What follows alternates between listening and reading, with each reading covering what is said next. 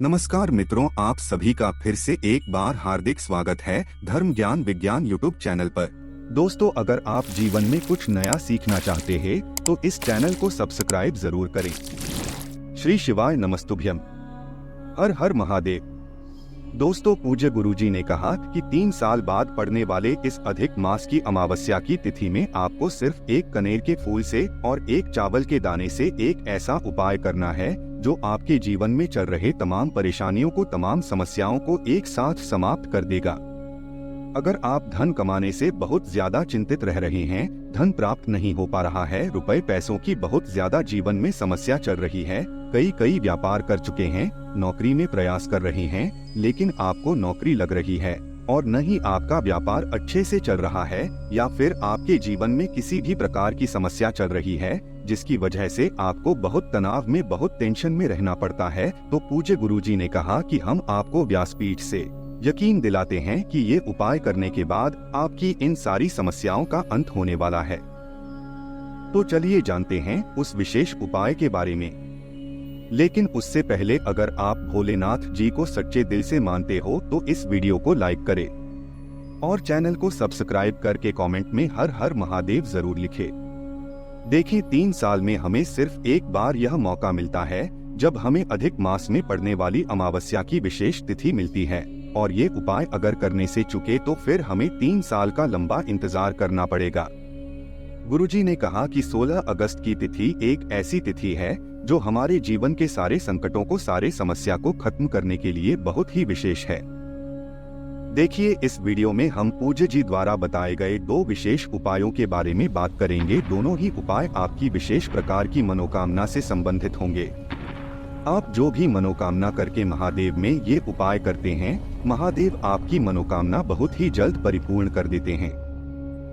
चलिए जानते हैं पूज्य जी द्वारा बताए गए पहले उपाय के बारे में। देखिए, इस उपाय के लिए आपको सबसे पहले एक कनेर का पुष्प ले लेना है। कनेर के पुष्प का बहुत ही महत्व होता है। गुरुजी ने कहा कि अगर इस अमावस्या की तिथि में अगर हम कनेर का पुष्प शिवलिंग में समर्पित करते हैं तो महादेव हमारी सारी मनोकामना बहुत ही जल्द परिपूर्ण करते हैं। इसी के साथ आपको लेना है एक बेलपत्र। बेलपत्र आप जो भी लेंगे वह कहीं से भी कटी फटी नहीं होनी चाहिए, टूटी हुई नहीं होनी चाहिए, और बेलपत्र के डंडे के आखिर में जो दूत होती है, यानी जो गांठ होती है, वह भी नहीं होनी चाहिए।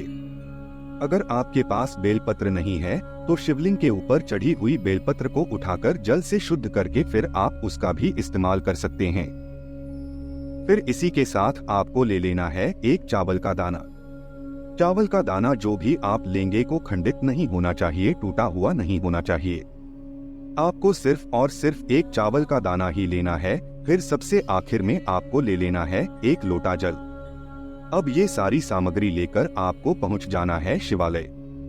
देखिए, पूज्य गुरु जी ने कहा कि ये उपाय आप अमावस्या की तिथि में सुबह से लेकर शाम तक किसी भी समय कर सकते हैं।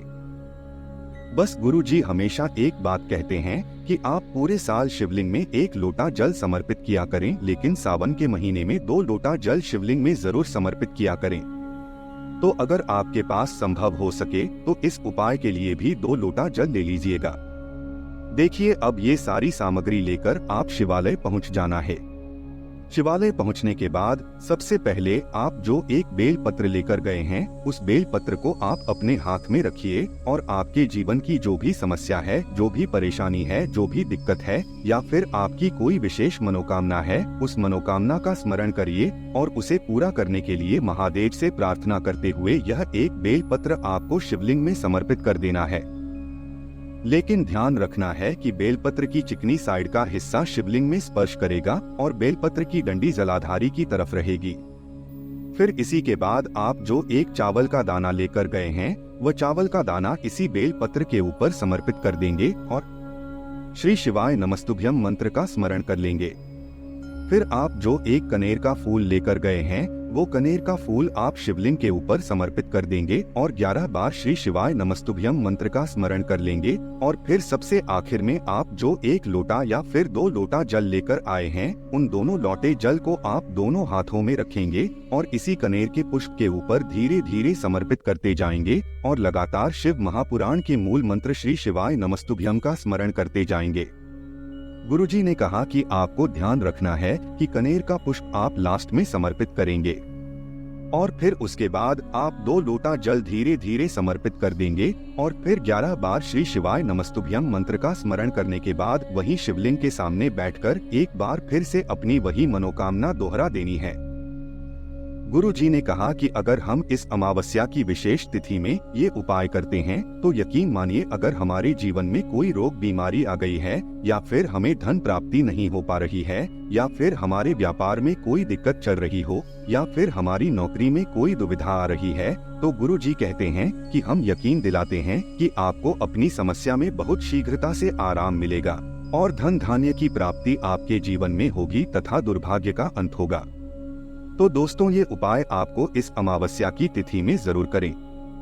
अब इसके बाद बात करते हैं पूज्य गुरुजी द्वारा बताए गए दूसरे खास उपाय के बारे में। देखें, ये उपाय आपको अपने घर पर ही करना है और शाम को सूर्यास्त के बाद करना है। इस उपाय के लिए आपको एक दीपक की जरूरत पड़ेगी। दीपक आप मिट्टी का भी ले सकते हैं या फिर अपने घर पर शुद्ध आटा मारकर उसका भी दीपक बना सकते हैं। दीपक बनाते समय आप ध्यान रखेंगे कि आटे में किसी भी प्रकार की सामग्री नहीं मिलाएंगे, ना ही नमक मिलाएं और ना ही कोई सामग्री। इस दीपक में आपको घी का इस्तेमाल करना है। शुद्ध घी मिल जाता है तो आपके लिए बहुत ही अच्छा होगा। और साथ ही साथ इसमें आप लंबी मौली के धागे की बत्ती का इस्तेमाल करेंगे। देखिए, मौली का धागा वो होता है जो हम लोग अपने हाथ में बांधते हैं, उसी का को मौली का धागा कहा जाता है। और उसी को आप थोड़ा सा काट लीजिएगा और उसी की बत्ती में लगा लीजिएगा, यानी यह लाल रंग की बत्ती आप इसमें प्रयोग कर लीजिएगा। फिर इसी के साथ आपको लेनी है 3 हरी इलायची। देखिए, हरी इलायची का जो भी कार्य होता है वह होता है धन को आकर्षित करना, हमारे जीवन में धन धान्य की वृद्धि करना, माता लक्ष्मी की कृपा प्राप्त कर पाना और दुर्भाग्य का अंत करना। ये सारे कार्य इलायची के होते हैं। इलायची माता लक्ष्मी को बहुत ही प्रिय होती है, इसलिए आपको इस उपाय के लिए सिर्फ 3 हरी इलायची ले लेनी है। अब ये सारी सामग्री लेकर आप अपने घर पर उस स्थान पर जाएंगे जहाँ पर तुलसी जी का पौधा है। ये उपाय आप रात्रि के समय नहीं करेंगे, शाम को जब सूर्यास्त हो जाए उसके बाद ही आपको ये उपाय करना है। अब सबसे पहले आपको जो तुलसी का पौधा है उस पौधे की जो उत्तर दिशा की तरफ की जो मिट्टी है, नॉर्थ साइड की जो मिट्टी है, उस मिट्टी को आप थोड़ा सा खोद लीजिए।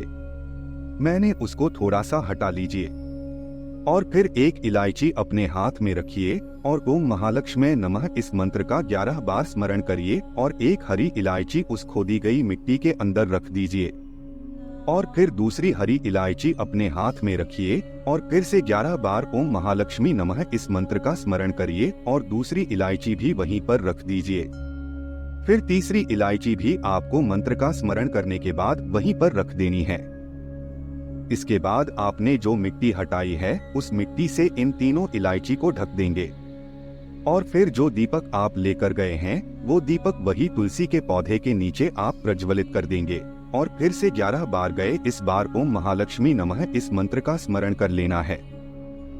आपको ध्यान रखना है कि आप नॉर्थ साइड में जो मिट्टी खोदेंगे वह ऐसे स्थान पर खोदना है जिससे कि आप ये दीपक जब प्रज्वलित करें तो तुलसी जी की पत्तियां झुलसे ना, तुलसी जी की पत्तियों को जलन ना हो।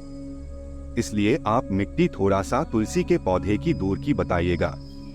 पूज्य गुरुजी ने कहा कि अमावस्या की विशेष तिथि में हम अगर यह विशेष उपाय करते हैं तो हमारे जीवन में धन और ऐश्वर्य की प्राप्ति होती है तथा हमें भी माता लक्ष्मी की कृपा प्राप्त होती है। तो दोस्तों, ये थे पूज्य गुरुजी द्वारा बताए गए तो बहुत ही खास उपाय। दोस्तों, आज के लिए बस इतना ही। मिलते हैं एक और ज्ञानवर्धक वीडियो के साथ। धन्यवाद।